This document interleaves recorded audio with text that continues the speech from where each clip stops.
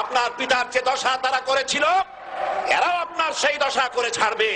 সাজানো গুজানো একটা ফুল বাগানকে নষ্ট করার জন্য একটা খুতুন পেঁচাই যথেষ্ট। এখন একটু ভাবুন, ফুল বাগানের প্রত্যেকটা ডালে যদি খুতুন পেশা বসে যায়, সেই ফুল বাগানের দশা কি হবে? ঠিক এভাবেই দেলোয়ার হোসেন সাঈদী শেখ হাসিনাকে বুঝিয়েছিল যে আপনার বাবাকে যারা মেরেছে, যেভাবে মেরেছে, আপনি যারা মেরেছে তাদেরকে আপনি মন্ত্রী বানিয়েছেন। একটা সময় আসবে তারাও আপনাকে আপনার বাবার পরিণত করবে। শেখ হাসিনাকে দেলোয়ার হোসেন সাঈদী এভাবেই বুঝিয়েছিলেন, কিন্তু শেখ হাসিনা বুঝে নেই। যদি বুঝতো তাহলে আজকে তার ফাঁসির মঞ্চে ঝুলতে হতো না। কথাগুলো একটু শুনে যান। ফুল বাগানের ধ্বংস করার জন্য একটা হুতুম পেঁচা যথেষ্ট, কিন্তু হুতুম পেঁচা বসে গেছে প্রত্যেক ডালে ডালে। ফুল বাগানের অবস্থা কি হবে আল্লাহই জানে। যাদেরকে বসাইছেন এই লোকগুলির একটু চেনেন।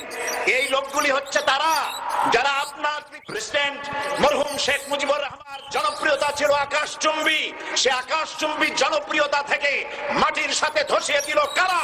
তাদেরকে আপনি মন্ত্রী বানিয়েছেন।